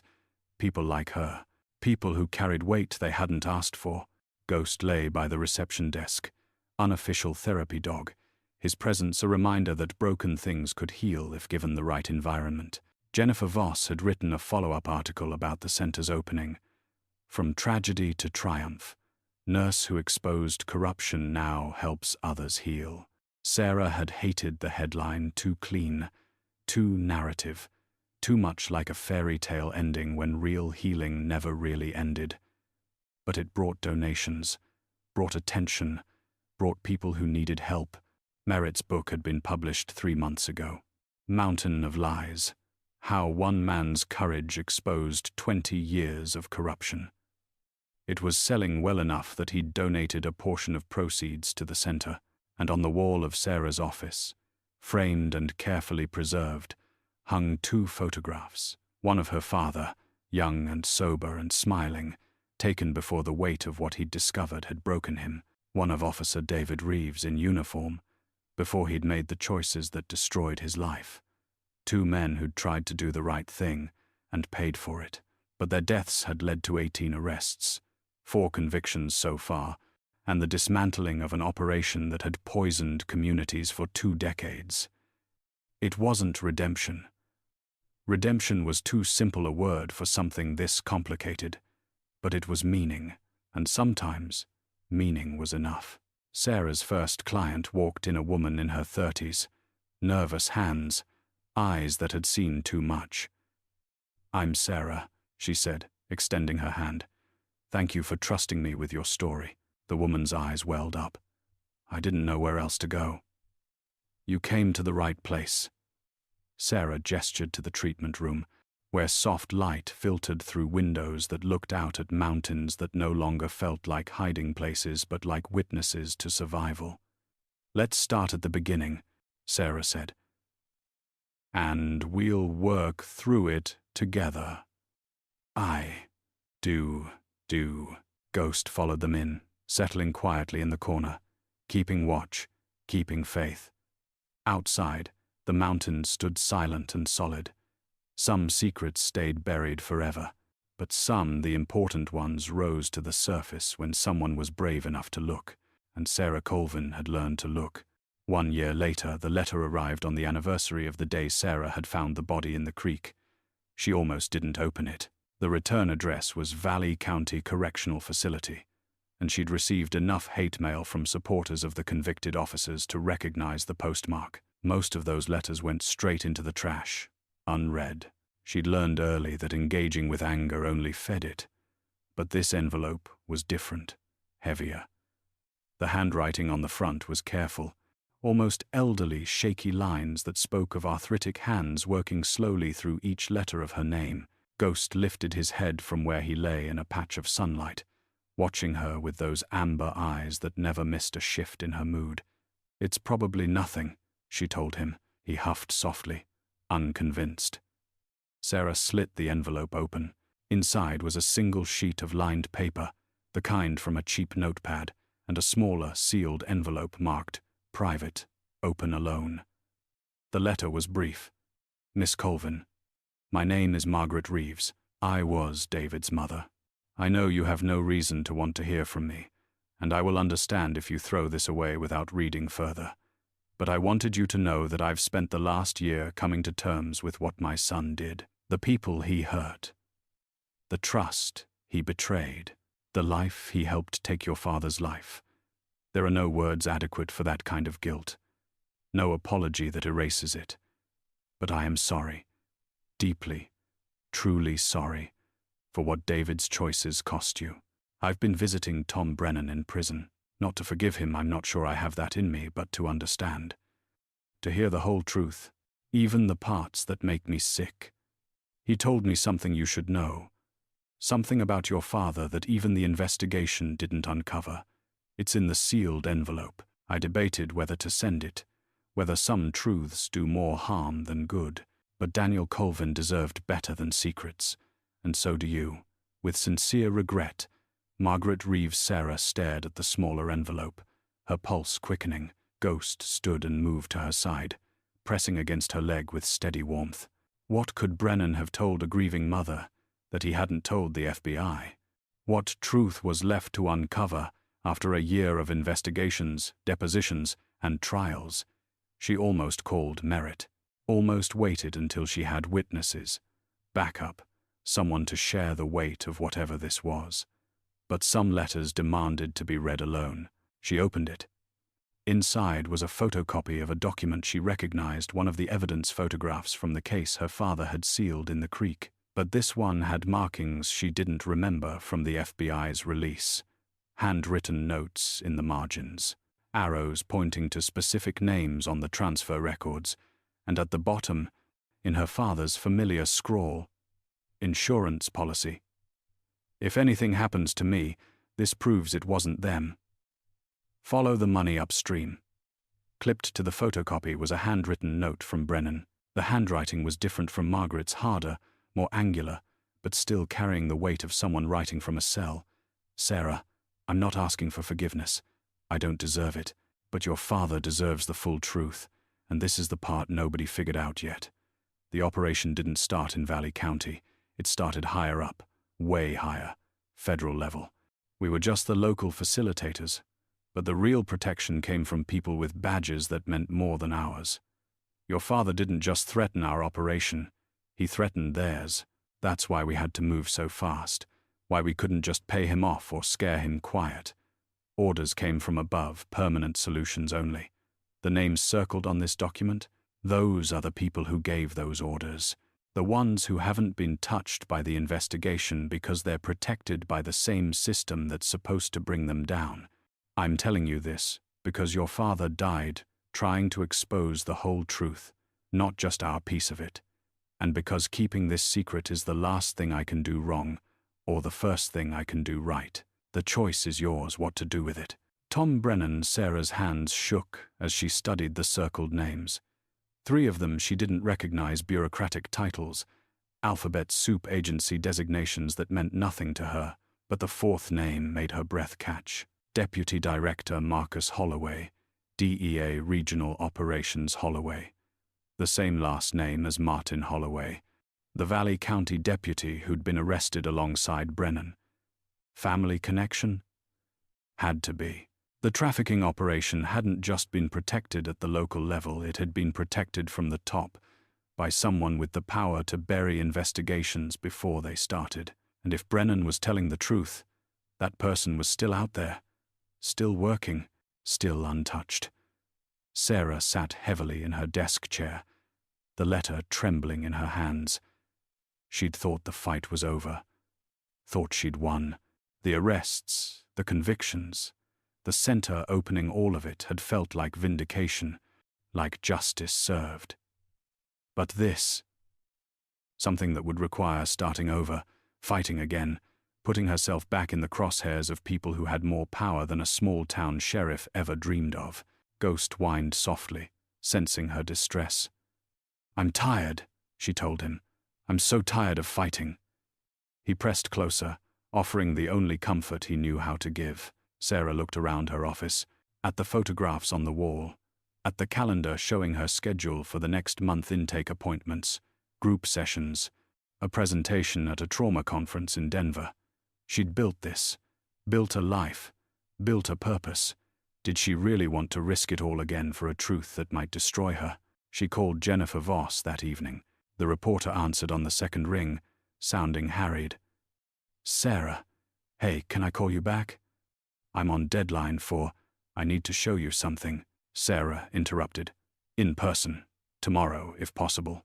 The urgency in her voice must have registered. Voss went quiet, then, "How serious are we talking? Federal level, maybe higher." A pause.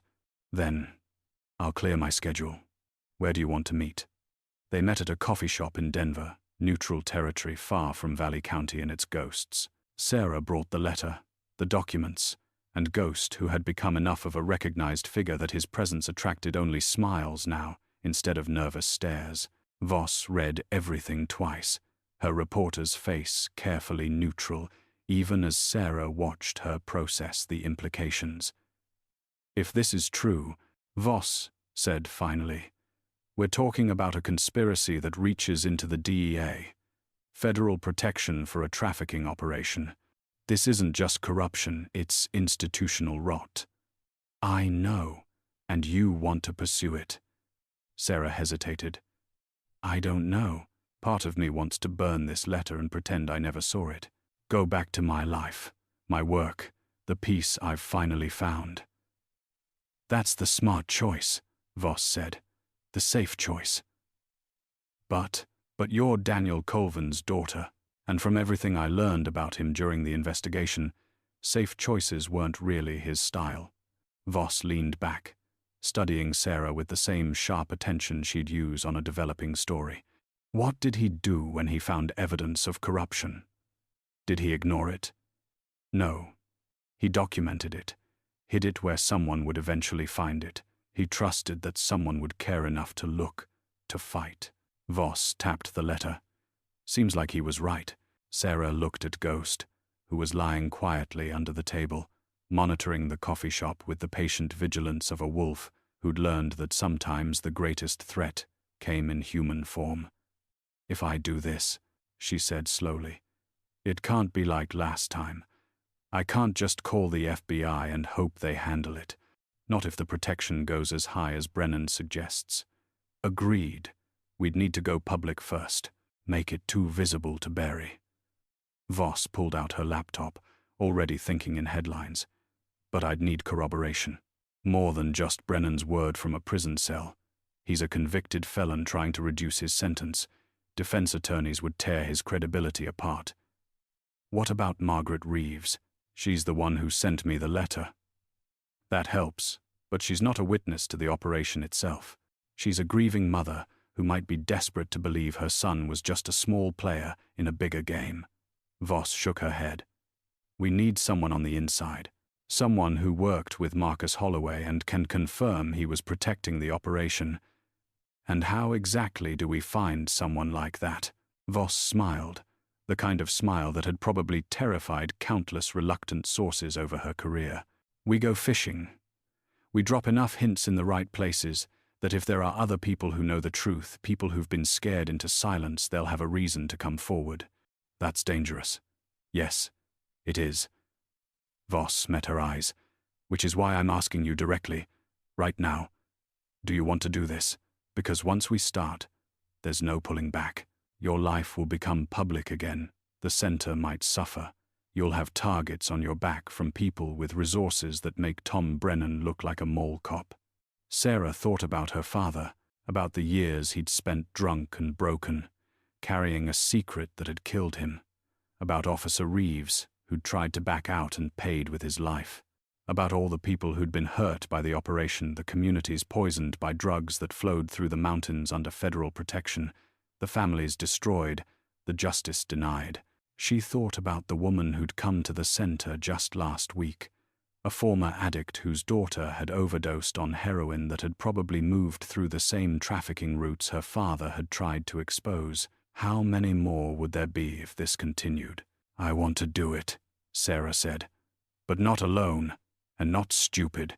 Smart and angry, Voss said approvingly. That's the sweet spot for investigative journalism. They started, carefully. Voss wrote an article for the Tribune. Questions remain. In Valley County corruption case. Sources suggest federal connection, never investigated. It was deliberately vague, throwing out bait without naming names, suggesting that the local prosecutions might have been a convenient scapegoat while bigger players remained protected. The article ran on a Sunday. By Monday morning, Sarah's phone was ringing. The first call was from Captain Martinez, the state police investigator who'd helped secure the original evidence. I need you to tell me you're not doing what I think you're doing, Martinez said, sounding tired. Depends what you think I'm doing. Poking a hornet's nest that's already demonstrated it's willing to kill people. Sarah was silent for a moment. Then, did the state investigation ever look into federal connections? We looked, Martinez said carefully, but we were told in no uncertain terms that federal jurisdiction superseded ours, that if there were federal angles, they'd be handled appropriately by the appropriate agencies. Which means we were told to back off, and when state police are told to back off, we generally don't have the resources or authority to push back. Martinez's voice lowered. Sarah, I'm telling you this off the record. If there are people at the federal level involved, you're out of your depth. Way out. Maybe, Sarah said, but I'm already in the water. Might as well learn to swim. The second call came from a number she didn't recognize. A male voice, young, nervous. Is this Sarah Colvin, the one from the Valley County case? Who's asking? My name is Kevin Reeves. David Reeves was my uncle. The voice cracked slightly. I saw the article this morning about federal connections. I think I might know something. Sarah's pulse quickened. Can we meet? I don't know if I should. My family, we've been through enough. My mom doesn't want more attention, more pain. I understand, but your uncle left me money specifically to help people hurt by this operation. If there's truth that needs to come out, my cousin works for the DEA, Kevin interrupted. Martin Holloway's son. We don't talk to him anymore. Not after everything that came out about his dad. But before the arrests, He said something at a family dinner that I didn't understand at the time. What did he say? That Uncle David died because he didn't understand how things really worked. That the operation had protection from people who could make investigations disappear. He was drunk, talking shit, trying to sound important. Kevin's breathing quickened. But then he said a name. Said Uncle Marcus would have handled it quieter. Uncle Marcus. Marcus Holloway. Are you willing to testify to that? Sarah asked. I don't know. I need to think about it. My family. I understand. But Kevin, your uncle tried to back out of the operation because he knew it was wrong. He tried to do the right thing, even though it cost him everything. Sarah's voice softened. Maybe this is how you honor that. Silence. Then, I'll think about it. The call ended. Sarah looked at Ghost, who'd been listening with the focused attention he gave to everything that mattered. We might actually have something, she told him. He thumped his tail once, cautiously optimistic. The third call came 3 days later, and it changed everything. A woman's voice, professional, controlled. Miss Colvin, my name is Agent Sarah Chen. I'm with the FBI's Office of Professional Responsibility. Sarah's stomach tightened. I remember. You were the deputy who documented the scene when we found the body. That's correct. I've since transferred to OPR. We investigate misconduct within federal law enforcement agencies. A pause. I need to speak with you about Marcus Holloway. I'm listening. Not over the phone. Can you come to Denver? Today, if possible. There are developments you should be aware of.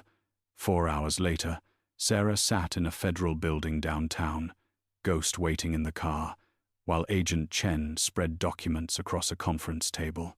Marcus Holloway has been under investigation for 8 months, Chen said, separate from the Valley County case. We've been looking into irregularities in DEA operations across the western region, evidence that disappeared, investigations that stalled, arrest records that didn't match reporting, and you found him. We found patterns, trails of money that dead-ended in offshore accounts, witnesses who recanted testimony or disappeared before trials, seizures that were reported but never made it to evidence. Chen's expression was grim. Your father's case is one of dozens that intersect with Holloway's sphere of influence. Sarah's hands clenched. So you knew. You knew there was federal protection, and you let the local prosecutions happen while the real architect stayed free. We needed a case strong enough to overcome his position, his connections. Valley County gave us that foundation. But we needed more. Chen pulled out another document. This is why I called you. We received an anonymous tip yesterday. Someone sent us copies of transfer records showing payments from Holloway to Martin Holloway, Tom Brennan, and David Reeves, dating back to 1998. Payments that correspond exactly with shipment dates from the documents your father hid. Who sent it? We don't know. But the envelope had a Valley County postmark. Chen met Sarah's eyes. Was it you? No. Then someone else knows what's in those documents. Someone with access to information that should be locked in evidence. The implications settled heavy. Someone inside the system, maybe law enforcement, maybe legal, maybe evidence management, had leaked federal investigation materials to build a case against Marcus Holloway, a whistleblower, or a worried accomplice trying to get ahead of the exposure. What do you need from me? Sarah asked. Testimony. Kevin Reeves' statement about what his cousin said. Anything else you can find that connects Holloway to the operation. Chen leaned forward. We're moving on this, Sarah. With or without additional evidence, we're making arrests within 2 weeks. But the stronger the case, the less chance he walks on a technicality. He protected the people who killed my father. I know. For 20 years, I know. Sarah looked at the documents spread across the table, proof of corruption that reached higher than she'd imagined, protected longer than seemed possible. I'll get you what you need, she said. Kevin Reeves agreed to testify. It took 3 days of phone calls, One in-person meeting where Sarah brought Ghost because Kevin had said his presence made things feel less scary, and a promise from Agent Chen that witness protection would be available if needed. "My uncle died trying to get out," Kevin said during the final meeting. "My dad spent years blaming himself for not seeing the signs earlier, for not helping him." His hands shook slightly as he signed the formal statement. "This doesn't bring him back, but maybe it means he didn't die for nothing." Jennifer Voss published a second article, this one more direct. Federal DEA, official under investigation in multi-state corruption case. Sources linked to Valley County operation. The response was immediate and overwhelming. Marcus Holloway's attorney released a statement calling the allegations baseless and politically motivated. The DEA issued a carefully worded response about ongoing internal reviews.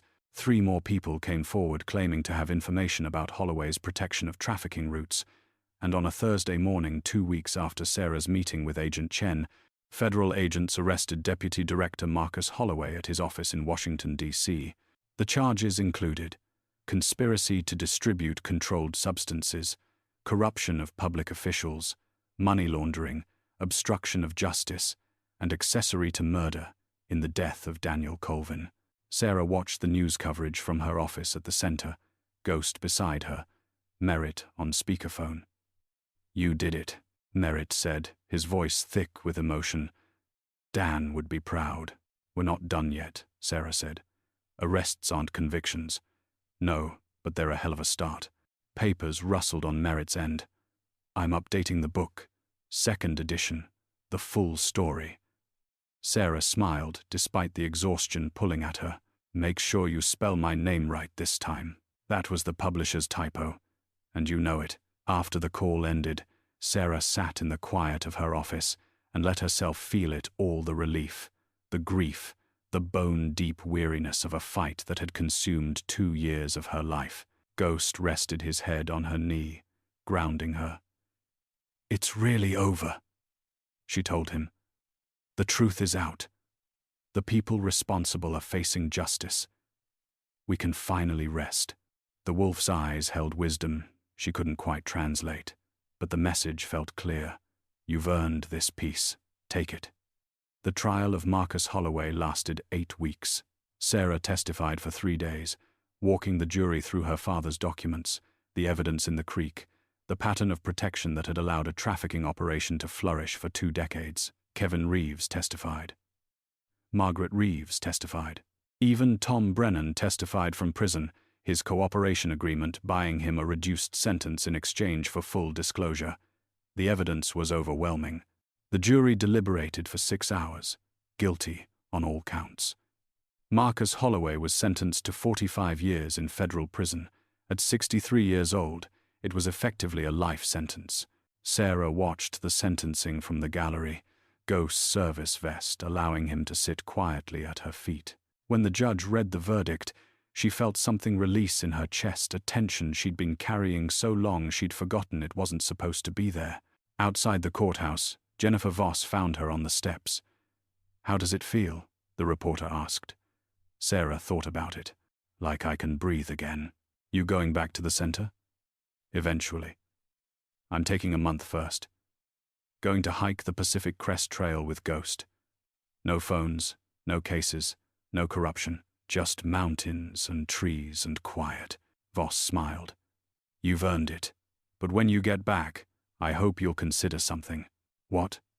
"Writing your own story, not as told by me or Merritt or court documents.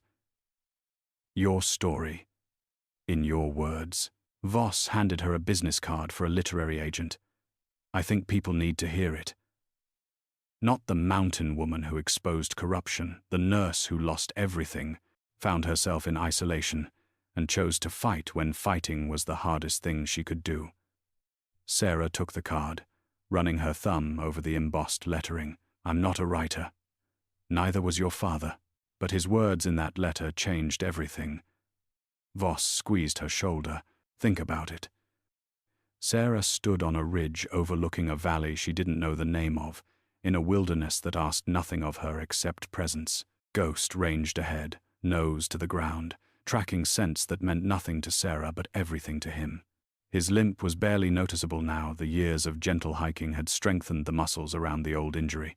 Her pack was light, just essentials: food, water, tent, first aid kit. No satellite phone this time, no connection to the world she'd left behind.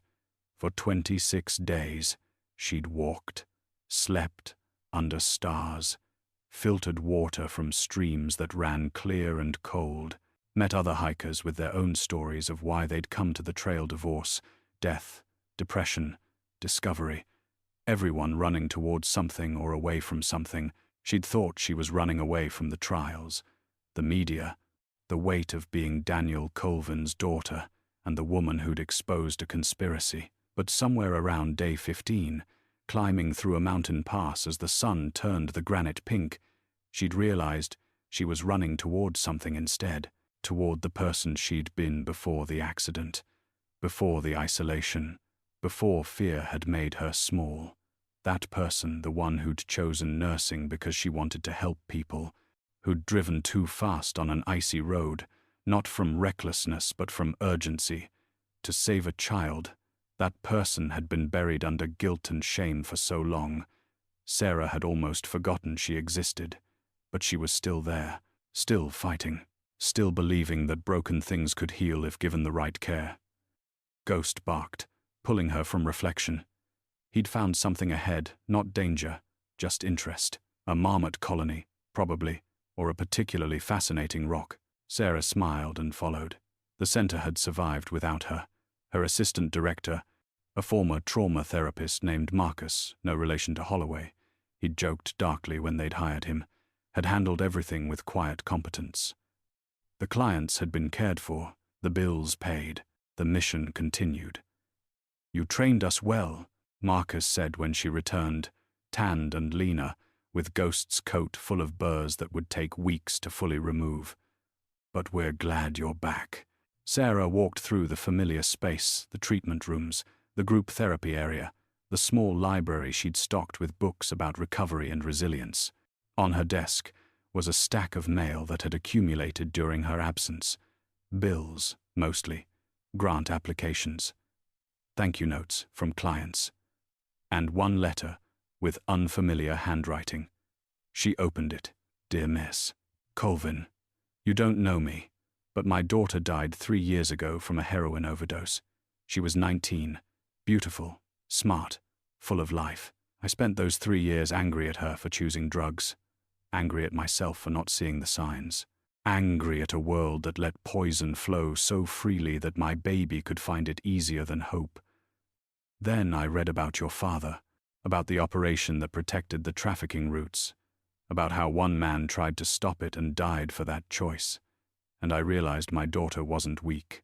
She was failed by a system that valued profit over people, by officials who took money to look the other way, by all of us who let it happen because it was easier than fighting. I'm writing because I want to fight now. I want to volunteer at your center. I want to help other parents before they lose their children. I want my daughter's death to mean something. If you'll have me, I'm ready to work. Sincerely, Patricia Morrison." Sarah read the letter 3 times, tears blurring the words.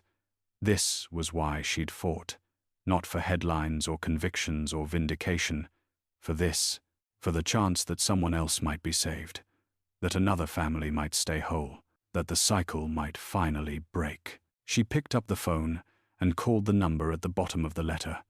"Mrs. Morrison, this is Sarah Colvin. When can you start?" Epilogue. 2 years after the first discovery, the documentary premiered at Sundance to a standing ovation.